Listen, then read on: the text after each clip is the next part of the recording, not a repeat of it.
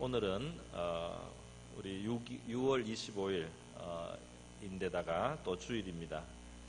67년 전에 정확하게 6월 25일이 주일이었는데 그때 우리 6.25 동란, 옛날에는 6.25 사변 동란이라고 했고 요즘은 한국전쟁이라고도 하는데요. 바로 이 날입니다. 오늘 발발했습니다. 우리 성경에는 신앙과 국가에 대하여 말씀을 많이 주고 있는데요. 바로 이런 시간에 우리가 우리 신앙과 국가에 대한 말씀을 우리가 함께 살펴보는 것이 합당한 줄 압니다. 우리 6.25가 났을 때 참 국가가 전쟁을 당했을 때 얼마나 그것이 큰 참 고통이 되었는가 우리가 이전에 우리 세대들은 특별히 많이 경험을 하시고 우리 이 자리에 계신 우리 성도님들 중에도 피난을 해오시기도 하고 또 전쟁터에서 총을 들고 나가신 분들도 있어요. 네. 바로 이 6월 25일 주일 새벽에 북한군이 소련제 탱크를 앞세워서 몰아붙였는데 3일 만에 서울이 함락이 되었죠. 그리고 삽시간에 낙동강까지 밀려나갔습니다. 북한이 전쟁을 철저하게 준비를 하고 남침을 한 것인데 요즘에 남침인지 북침인지 잘 모른다는 사람들이 있어가지고 조금 곤란한 것 같아요. 참 세월이 지나니까 말도 안 되는 소리도 말이 됩니다. 그래서 3년 동안 그 이후에 밀고 밀렸는데 다행히 그 1950년 9월 달에 인천 상륙작전이 성공을 해가지고 서울을 수복을 했습니다. 9월 27일 서울 수복 3개월 만에 다시 서울을 수복하고 그리고 이제 전쟁이 계속해서 지루하게 전개가 되었습니다. 우리 이 남한 대한민국은 국제사회가 볼 때 침략을 당했기 때문에 유엔에서 16개국이 그렇게 지원을 해서 파병을 하고 도와주었던 것입니다. 유일무이한 큰 그런 사건이었어요. 한국이 전 세계에 빚을 지도록 하나님께서 그렇게 승리하여 주셨습니다. 3년 동안 한국군은 15만 명이 죽었고요. 71만 명이 부상하고 13만 명이 실종되었습니다. 민간인도 37만 명이 죽고 30만 명 이상이 행방불명이 되었습니다. 외국에서 온 군인들도 죽었어요. 미군은 3만 6천 명, 제가 있던 영국에서는 1078명이 와서 죽었습니다. 죽은 사람만 그렇고 왔다 간 사람은 그거에 훨씬 많습니다. 수십 배가 됩니다. 잠깐씩 1년씩 혹은 6개월씩 왔다가 돌아갔는데 제가 영국에 있을 때 어느 그 강변에 에서 배를 보다가 호주에서 왔다는 노인을 만나가지고 이야기를 하니까 우리 한국의 참전용사로 왔던 분이었어요. 왔는데 그분 말씀을 듣고 제가 새롭게 깨달은 것은 그분들이 우리 한국에 왔을 때 한국은 놀랄 정도로 아무것도 없었다. 완전히 헐벗고 완전히 민둥산이고 그리고 놀라운 것은 그분들이 19살, 20살, 21살이었다는 것입니다. 그래 와가지고 많이 죽기도 하고 부상을 입고 돌아간 것입니다. 여러분 그렇게 해서 우리 국가가 보존이 되었는데요. 그래서 한국 측에 전체 통계를 보면은 한 150만 명 이상이 실종 혹은 부상 혹은 죽었습니다. 그리고 북한과 또 같이 했던 그 중국, 당시는 중공이죠. 중공군 또 북한 민간인들 이렇게 해가지고 죽은 숫자도 한 그 정도, 한 150만 명. 그쪽 통계는 사실 굉장히 잡기가 어렵습니다. 그렇게 해서 총 300만 명, 남북한 또 외국 군인까지 해서 300만 명 이상이 죽거나 다치거나 실종됐어요. 그런 큰 전쟁을 했습니다. 이 전쟁 통해 그리고 그 전쟁 직전에 북한이 공산당이 북한을 점령한 이후로 북한에서 1,000만 명이 남하를 했습니다. 그러니까 이 북한 공산 치하에 살아보니까 너무 어렵다는 것을 특별히 그리스도인들은 핍박을 받았습니다. 주일날 공산당들이 모이는 모임에 나가지 않으면은 공무원 좋은 자리에 갈 수가 없어요. 그런 식으로 예배를 방해하고 여러 가지 또 뭐 끄떡하면은 잘 잡아 죽이기도 하고 이렇기 때문에 사람들이 그 정체를 알고 많이 월남을 해왔다는 것입니다. 여러분, 하나님께서 이 세상에 창조주시고요, 천국에 대해서 우리는 말씀하지만은 바로 이 현실 역사 속에서 우리 살아계신 하나님의 섭리와 또 일하심이 있다는 것을 우리는 하나님의 말씀에서 배우고 또 우리의 삶 속에, 신앙 속에서 체험하고 있습니다. 우리 신앙생활은 바로 이 땅에 발을 딛고 우리가 살아가면서 이 세상 역사 속에서 우리가 속해 있는 도시나 또는 국가 속에서 그 도시나 국가의 흥망성쇠와 함께 우리가 살아가면서 이 살아계신 하나님을 경험하고 사는 것입니다. 그래서 예수를 믿는 우리는 천국의 시민권을 가지고 있지만은 바로 이 땅의 역사에 대해서 또 우리가 속해 있는 이 국가에 대해서 건전하고 건강한 태도, 그 사랑하는 태도, 이것을 가지고 살아가야 된다는 것을, 또 존중하며 살아가야 된다는 것을 하나님은 말씀으로 교훈을 하고 있어요. 오늘 6.25 그리고 주일이면서 6.25인 이날을 맞이해서 우리 신앙과 애국하는 마음 또는 우리나라에 대한 우리의 바른 태도, 그런 관점에서 한번 말씀의 교훈을 생각해 보려고 합니다. 어떤 사람들은 신앙생활 하면서 이 세상 나라는 다 잊어야 되니까 우리가 천국을 바라봐야 되고, 이 세상 나라는 어차피 나중에 망할 나라고, 이 세상은 심판받아야 될 세상이니까 이 세상에 대해서 관심을 갖지 않는 것이 신앙적이지 않은가 하고 착각하는 경우가 가끔 있는데요, 우리가 성경을 전체적으로 가만히 살펴봤을 때 그렇지 않습니다. 우리가 아무리 천국에 소망을 두고 살고 이 땅의 어떤 쾌락이나 이 땅의 어떤 세상을 사랑하지 말고 애착하지 말라는 말씀이 성경에 있지만은 그게 균형이 있는 말씀이에요. 하나님은 우리에게 내 이웃을 내 몸처럼 사랑하라는 큰 계명을 주셨습니다. 하나님을 사랑하는 것 외에 두 번째 큰 계명은 이웃을 사랑하는 것인데, 이 이웃이라고 하는 것이 우리 주변 동네 사람을 말하는 것도 있지만은 또 우리 가족을 말할 수도 있고, 하지만은 이것이 우리 제일 가까이 있는, 우리가 속하에 있는 민족 또 나라를 말할 수 있는 것입니다. 그래서 각 사람은 자기가 있는 그곳에 있는 나라든지 도시든지 그걸 사랑하면서 살으라는 것이 하나님의 뜻입니다. 그래서 우리가 몸담고 있는 대한민국을 아무리 사랑하고 위해서 헌신해도 신앙에 위배되지가 않는다는 겁니다. 우리 가장 신령하다고 할 수 있는 사도 바울이 말이죠, 하늘에 3층전까지 갔다가 왔어요. 그러니까 와서 또 부활하신 주님을 봤습니다. 그 사람이 경험한 신비는 놀라운 신비고, 그 사람이 경험했던 이 내세는 정말 생생한 내세였어요. 그러나 사도 바울은 자기가 속하에 있는 유대 민족, 이스라엘 민족을 굉장히 사랑했습니다. 그는 하나님 앞에 온 이방 나라에 그리스도의 풍성, 복음의 비밀을 전하도록 그렇게 부름을 받고 이방인들에게 복음을 전했지만은, 그러나 그 마음 속에는 유대인들, 이스라엘 사람들을 사랑하는 마음이 뜨거웠다는 것을 자기 쓴 로마서 9장에 보면 고백을 하고 있어요. 그래서 나는 이 이방인들을 하나님이 복음 전하라고 하기 때문에 열심히 전하는데, 이방인들이 구원받는 것을 보고 그리고 하나님의 축복을 누리는 것을 보고 내 동족 이스라엘 사람들이 시기가 나서라도 예수를 믿게 되기를 바란다. 그런 의미에서도 내가 이방에 복음 전하는 뜻이 있다. 이렇게 말을 했습니다. 하나님이 보냈기 때문에 나갔지만은 이 유대인들, 이스라엘 사람들을 자기 동족으로서 특별히 각별히 그가 사랑했다는 것을 성경이 보여주고 있습니다. 그러니까 이 동족을 사랑한다든지 나라를 사랑하는 것은 신앙하고 전혀 배치가 되지 않는다 이 말입니다.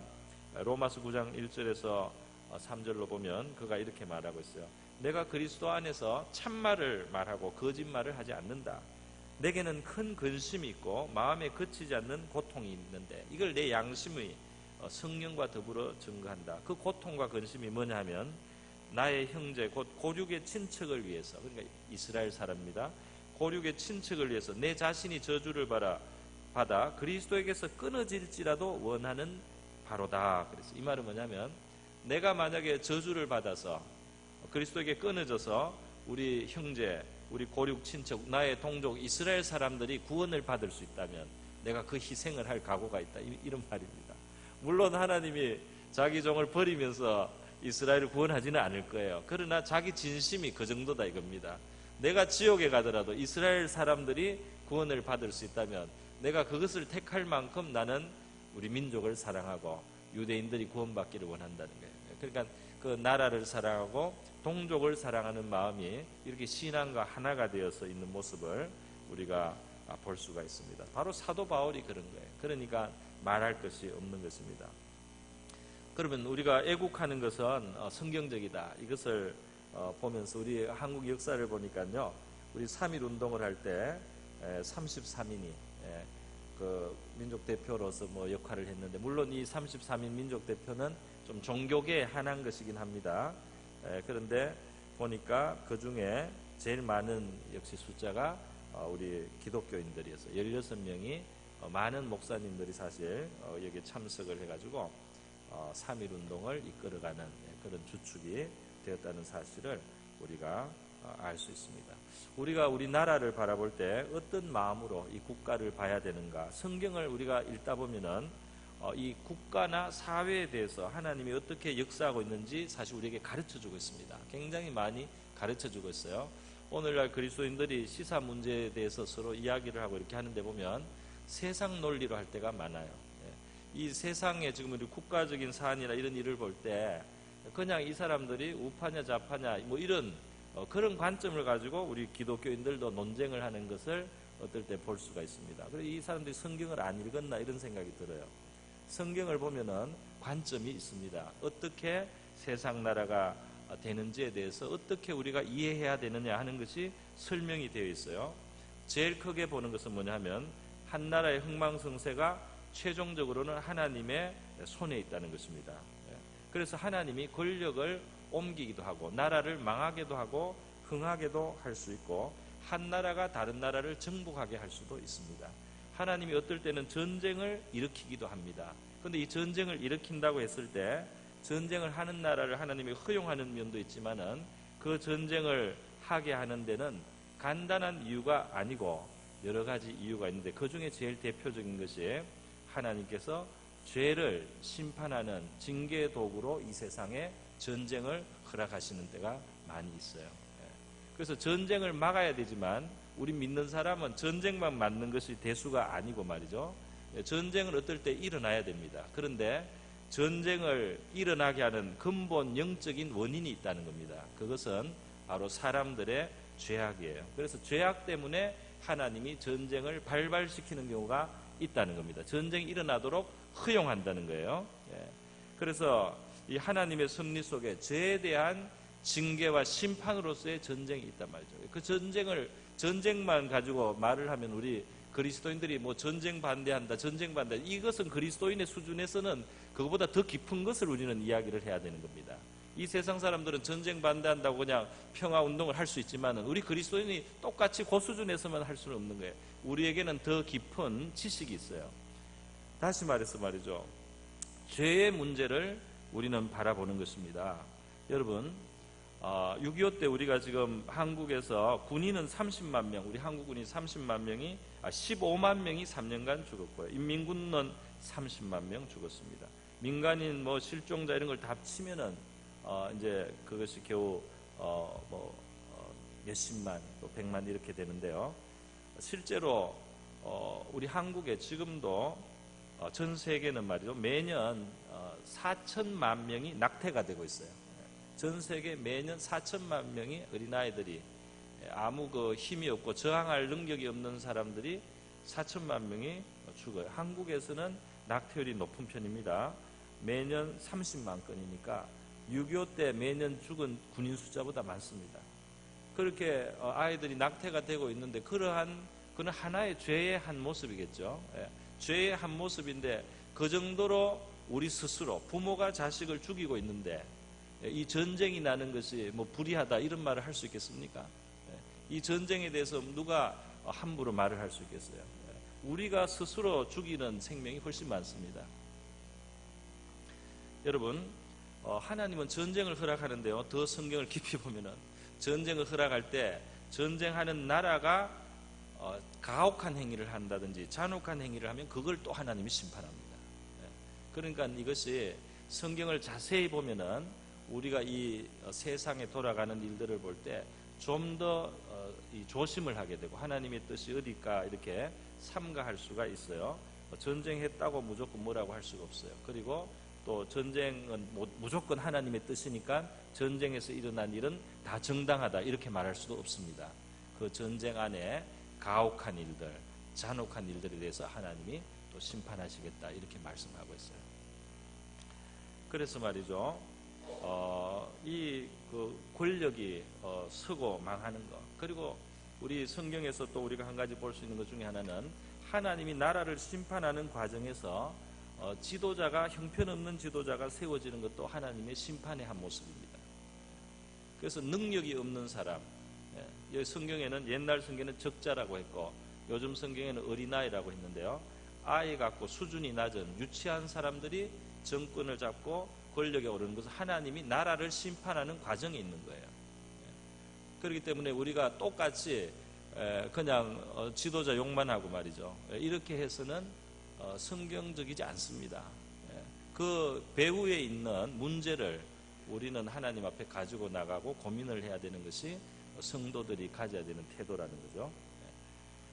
국가는 존중을 받아야 됩니다. 성경은 이 국가가 하나님께서 공의를 실현하기 위해서 주신 기본적인 사회 시스템이라고 말하고 있어요. 그렇기 때문에 세금을 낸다든지 국법을 지키라고 말씀을 하고 있어요. 그리고 권위에 있는 사람들을 마땅히 존중할 줄 알고 존중하라고 되어 있습니다. 그러니까 아무리 민주주의 사회지만은 권위에 있는 통치를 하거나 위에 있는 그런 권력자들에 대해서 막말을 막 하는 것은 하나님 앞에서 죄가 돼요. 그것도 알아야 돼요. 아무리 잘못하더라도 권위자를 막말을 막 하면은 안 됩니다.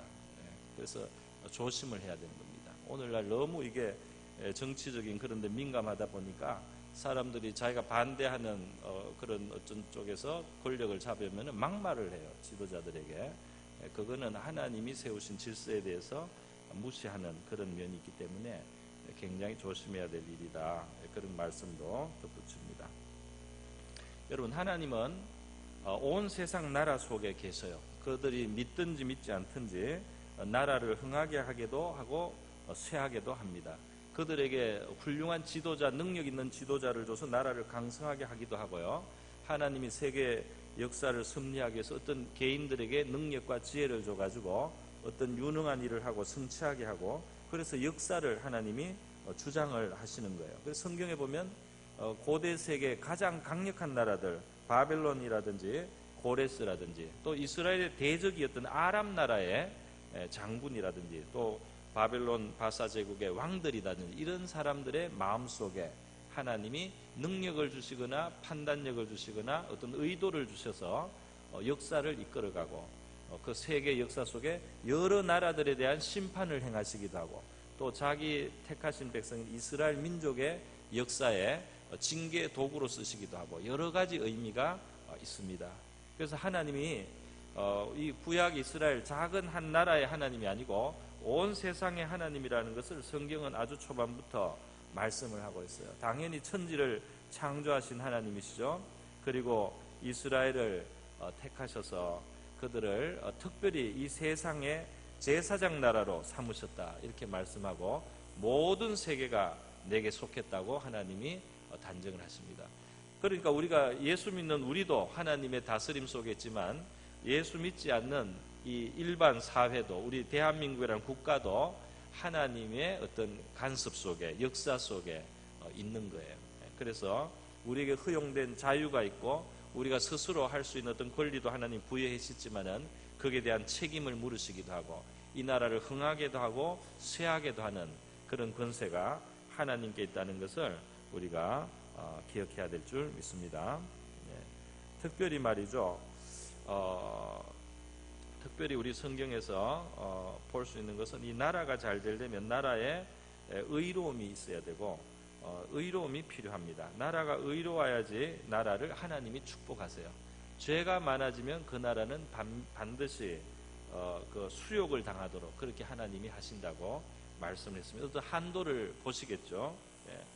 그래서 다니엘서 4장에 보면은 느부갓네살 왕이 꿈을 꿨는데 하나님께서 이거는 느부갓네살 왕이 이제 교만해가지고 하나님이 치시겠다는 무서운 경고를 한 다음에 그 꿈을 느부갓네살이 다니엘에게 물어서 해석을 들었습니다. 그래서 다니엘이 해석을 해주니까 느부갓네살 왕에게 하나님이 큰 지혜와 능력과 위엄을 줘서 대왕이 되게 했는데 교만해졌기 때문에 하나님이 이 나라를 치시겠다, 느부갓네살 정권을 치시겠다는 그런 뜻을 보이셨기 때문에 다니엘 선지자가 느부갓네살 왕에게 충고를 하고 조언을 해드립니다. 그 조언 내용을 보면 이래요. 왕이여, 나의 가난한 것을 받으시고 공의를 행함으로 죄를 속하시고 가난한 자를 긍휼히 여김으로 죄악을 속하소서. 그리하시면 왕의 평안함이 혹시 장구하리이다. 그러니까 공의롭게 하고 또 가난한 자를 불쌍히 여기는 이것을 통해서 이 나라의 죄를 좀 가볍게 하라고, 왕의 죄를 가볍게 하라고 이렇게 말씀을 하고 있습니다. 우리 바로 공의를 행하는 것, 인자를 베푸는 것, 이거는 성도들에게 하시는 하나님의 큰 계명 아닙니까? 그러니까 성도들에게 하라고 하신 하나님의 그 계명은 우리 자신과 우리가 속한 곳을 살리는 계명입니다. 우리가 공의롭게 행하고 자비를 베푸는 일들을 하면은 그것이 이 나라를 하나님이 축복하실 수 있는 이유가 되는 거예요. 우리 성도들이 축복을 받는 것입니다. 할렐루야. 그래서 말이죠. 우리나라는 특별히 애국가에 우리 하나님 보호하사 우리나라 만세라고 이렇게 애국가에까지 우리 하나님 이름을 한번 불렀습니다. 전에도 제가 언젠가 소개한 적이 있는데 오늘 특별한 날이니까 우리나라 국회 재헌국회 1948년 5월 30일 날 재헌국회가 시작됐을 때 우리나라 국회의 이 기록, 속기록 제1호가 뭐냐면 기도입니다. 기도가 우리나라 국회 재헌국회 1호예요. 1호 그 서류예요. 문건이 그래요. 이승만 박사가 임시의장으로서 그 사회를 보고요 시작을 했는데 이렇게 시작했습니다. 개회사를 했어요. 대한민국 독립민주국 제1차, 이때는 대한민국 독립민주국이라고 가칭으로 이렇게 했나 봅니다. 제1차 회의를 여기서 열게 된 것을 우리가 하나님께 감사해야 할 것입니다. 종교 사상 무엇을 가지고 있든지 누구나 오늘을 당해 사람의 힘만으로 된 것이라고 우리는 자랑할 수 없을 것입니다. 그러므로 하나님에게 기도드리지 않을 수 없습니다. 동의하십니까? 이렇게 했어요. 그래서 동의와 제청이 들어왔습니다. 그래가지고 우리가 다 성심으로 일어서서 국회의원들이 다 일어서서 하나님에게 감사를 드릴 텐데 이윤영 의원 나오셔서 간단한 말씀으로 기도를 올려주시기 바랍니다. 이윤영 의원은 감리교 목사 출신인 그 국회의원이었어요. 이윤영 의원이 나올 때 일동이 기립했다고 되어 있습니다. 기도 내용은 이렇습니다. 짧으면서도 굉장히 내용이 좋습니다. 우리에게 독립을 주신 하나님, 우주와 만물을 창조하시고 인간의 역사를 섭리하시는 하나님, 이 민족을 돌아보시고 이 땅에 복을 내리셔서 감사에 넘치는 오늘이 있게 하심을 진심으로 감사합니다. 하나님께서 오랜 세월 동안 이 민족의 고통과 호소를 들으시고 정의의 칼을 빼셔서 일제의 폭력을 굽히셨으며 세계인의 양심을 움직이시고 우리 민족의 염원을 들으심으로써 역사적인 환희의 날이 우리에게 오게 하시고 하나님의 섭리가 세계 만방에 드러나게 하셨음을 믿습니다.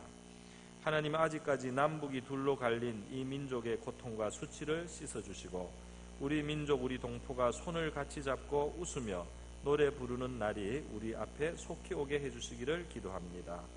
하나님, 민생의 도탄이 오래 갈수록 이 땅의 악마의 권세만 확대될 것이오니 거룩하신 하나님의 영광이 속히 이 땅에 임하게 하시기를 원합니다.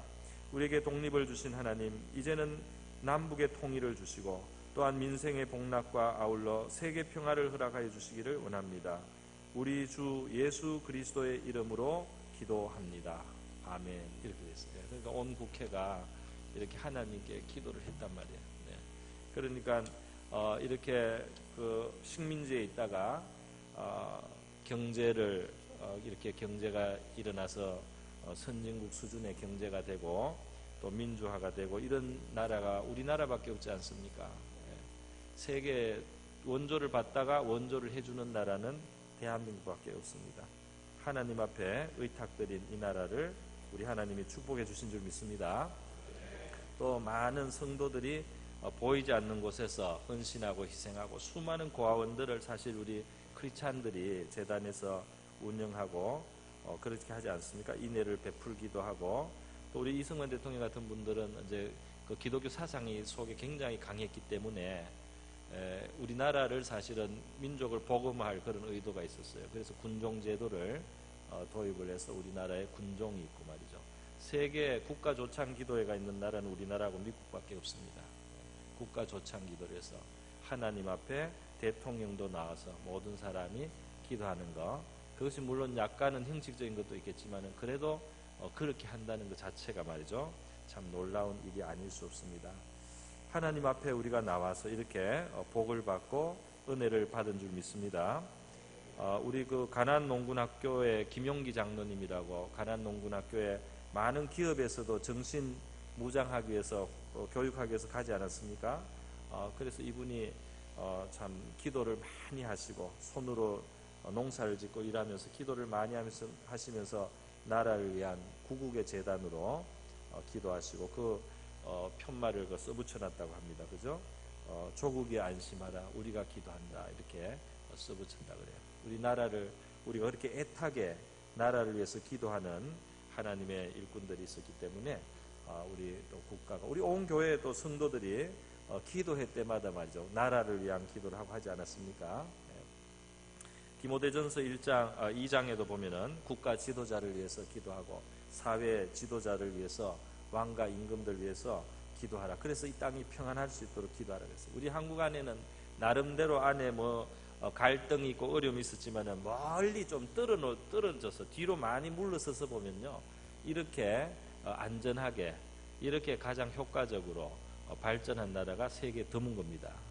우리가 너무 가까이 들여다봐가지고 불만도 있고 그 사이에 어려움도 많았지만은 멀리 떨어져 보면은 세계 여러 나라 가운데 이렇게 하나님이 순적하게 발달하고 발전시킨 나라가 없다는 사실 우리가 기억해야 될 줄 믿습니다. 그래서 감사를 많이 해야 되는 거죠. 오늘 이 예레미야 29장 말씀을 보면은 말이죠, 이스라엘 백성들 중에 포로로 바벨론에 끌려가 있는데 그때 거짓 선지자들이 있었어요. 거짓 선지자들은 듣기 좋은 말을 했습니다. 당장 너희들이 되돌아오게 될 것이다. 당장 되돌아온다. 이렇게 해서 거기에서 자리 잡지 마라, 짐도 풀지 마라, 금방 돌아온다, 하나님이 우리 금방 돌린다, 이렇게 거짓 선지자들은 듣기 좋은 이야기를 해줬어요. 그런데 예레미야 선지자는 하나님의 말씀을 정확하게 전해줬습니다. 이 왕이 보내는 사신편에 편지를 써서 보내줬어요. 하나님이 작정한 기간이 70년이다. 70년이 지나야 돌아오니까 너희들은 그곳에 자리를 잡아라. 자식도 기르고 손자도 낳아서 길러야 된다. 그리고 결혼도 해라, 농사도 지어라, 자리 잡고 거기에서 잘 살아야 된다. 잘 살고 인구가 줄지 말고 잘 살다가 때가 돼서 70년이 차면 하나님이 돌아오게 하니까. 그래서 이렇게 정확하게 현실적으로 그 백성들에게 말씀을 전했습니다. 그러면서 그 바벨론의 평화를 위해서 기도하라는 말씀까지 했어요. 사실은 자기 나라를 정복한 나라인데도 너희들이 그 땅에서 평안하게 살기 위해서 그 땅에 사는 동안에 그 땅의 평안을 위해서 기도하라, 이렇게까지 말씀을 했습니다. 그러니까 하물며 자기 나라를 위해서는 우리가 얼마나 더 기도를 해야 되겠습니까? 하나님은 모든 사람이 구원받는 데 이르기를 원하시고, 그리고 우리가 나라를 위해서 이렇게 기도하고 평안을 위해서 기도하는 것을 하나님께서 굉장히 기쁘게 받으시는 일이라고 성경은 말씀을 하고 있습니다. 잠언 11장 11절에 보면 아주 중요한 말씀이 있어요. 성읍은 정직한 자의 축언을 인하여 진흥하고 악한 자의 입을 인하여 무너지느니라. 이 성읍을, 그 공동체를 말하고 더 크게는 우리가 국가로도 확대할 수 있는데요, 정직한 사람들이, 말하면 하나님 앞에 바르게 사는 사람들이 축복하고 기도할 때 그 나라는 흥해집니다. 할렐루야. 그러니까 일단은 정직해야 되는 거죠. 이 진실해야 되고 의로워야 됩니다. 그렇게 살면서 하나님을 경외하며 살면서 그 나라를 위해서 축원해주는, 기도해주는 사람들이 있으면 그 성읍과 나라는 진흥하게 된다. 그것이 우리 몇십 년 동안 우리 과거에 한국이 걸어온 길이라고 생각이 듭니다. 그런 축복을 우리가 받았던 것 같아요. 그죠? 그는 악한 자의 입을 인하여 무너지느니라. 악한 자들이 거짓말을 지어내고 악한 모함을 하고 악한 말들이 많아지고 악한 것이 거짓이 진실인 것처럼 되고 막 이렇게 혼란되면은 나라가 망할 수 있습니다. 그럴 수가 있어요. 그렇게 성경이 말씀을 해주고 있어요. 그러니까 우리는 하나님 앞에 정직한 신앙생활하고 또 나라를 위해서 기도하는 우리 성도의 의무를 다해야 할 줄 믿습니다. 마지막으로 제가 기도를 하나 또 소개하고 말씀을 맺도록 하겠습니다. 이 기도는 우리 민족 복음화를 위한 기도인데요. 춘천 성시화 운동을 시작한 김중곤 목사님, 또 CCC 우리 대학생 기독교 선교단체죠. 우리나라에서 아마 제일 큰 선교단체 중에 하나입니다. 그리고 한국에서 해외 단기 선교를 처음 시작한 곳은 이 CCC입니다. 여기에 이 김중곤 목사님이 1960년대 70년대 우리나라 기독교 인구가 나라의 10%도 안 될 때, 그리고 우리나라가 그렇게 없고 아직도 가난할 때 이런 기도를 했습니다. 그 기도문을 제가 한번 읽어드리겠습니다. 가슴마다 피 묻은 그리스도를 심어 이 땅에 푸르고 푸른 그리스도의 계절이 오게 하시옵소서. 하나님 나라가 이 민족 마음마다, 가정마다, 교회마다, 사회의 구석구석, 금수강산, 자연 환경에도 임하게 하시고 뜻이 하늘에서처럼 이 땅에서도 이루어지게 하시옵소서. 이 땅에 태어나는 어린이마다 어머니의 신앙의 탯줄, 기도의 젖줄, 말씀의 핏줄에서 자라게 하시고 집집마다 이 집의 주인은 예수님이라고 고백하게 하시고 기업주들은 이 회사의 사장은 예수님이고 나는 관리인이라고 고백하는 민족, 두메 마을 우물가의 여인들의 입에서도 공장의 노동자들, 바다의 선원들의 입에서도 찬송이 터져나게 하시고 각 학교 교실에서 성경이 필수 과목처럼 배워지고 국회나 가기가 모일 때도 주의 뜻이 먼저 무너지게 하시고 국제시장에서 한국제 물건들은 한국인의 신앙과 양심이 을에 보정수표처럼 믿어지는 민족, 여호와를 하나님으로 삼고 예수 그리스도를 주로 삼으며 신구약 성경을 신앙행위의 표준으로 삼는 민족, 민족의식과 예수의식이 하나가 된 지상 최초의 민족, 그리하여 수십만의 젊은이들이 예수의 꿈을 꾸고 인류 구원의 환상을 보며 한 손에는 복음을 다른 한 손에는 사랑을 들고 지구촌 구석구석을 누비는 민족이 되게 하시옵소서. 공산혁명이 휩쓸고 간 폐허의 땅 북한에도 죄악과 비리와 불의가 난무하는 남한 땅에도 혁명의 개념을 혁명한 예수의 혁명으로 이 수년 내에 대부흥이 일어나 니느웨 성처럼 회개한 민족, 해골대가 생명의 군대로 부활한 민족 성민 코리아 되게 하시옵소서. 이런 기도를 했는데요. 이때 우리나라의 그 교세나 또 우리나라의 국제 수준은 굉장히 참 형편없었고 이 기도가 너무 엄청난 기도였는데요. 오늘날 보면 금수강산이 정말 하나님의 복이 임해. 제가 영국에서 와서 딱 보니까 이 땅이 굉장히 기름져요. 올해는 어쩌다가 이렇게 지금 상당히 가물었는데 연년이 풍년에다가 산천 초목이 우리나라 영국보다 훨씬 더 짙푸릅니다. 그렇게 기름져요. 자연까지 복을 받았어요. 저 휴전선 북쪽은 바짝 말라 있잖아요. 그리고 진짜 세계 곳곳에 이 한국 물건이 이제 좋은 물건으로 이렇게 나가는 이런 사회가 되고 말이죠. 다는 아니죠. 100% 이루어진 건 아니지만 많은 성도들의 집에 이 집의 주인은 예수님이라든지 성경 구절이 이렇게 많이 들어가 있지 않습니까? 집집이 들어가 보면. 그리고 많은 그 기업인들, 실업인들 또 일반 우리 모든 참 생활인들 속에서 얼마나 그리스도인들이 많이 역할을 하고 있습니까? 우리 시편 29편 11절 여호와를 자기 하나님으로 삼은 나라 곧 하나님의 기업으로 선택된 백성은 복이 있도다. 이러한 백성은 복이 있나니 여호와를 자기 하나님으로 삼은 백성은 복이 있도다. 우리 하나님의 백성으로 우리가 살고 또 우리 복음화를 위해서 우리가 일하고 기도하고 또 나라와 민족을 위해서 기도하는 저와 여러분 될 수 있기를 바랍니다. 우리가 이 땅의 축복의 통로인 줄 믿습니다. 우리 다 같이 한번 기도하겠습니다. 하나님, 우리에게 귀한 그 구원의 은혜와 함께 이러한 귀한 참 나라의 복을 얻게 하시고 또 이 한국을 이렇게 하나님이 축복해 주신 것 감사합니다.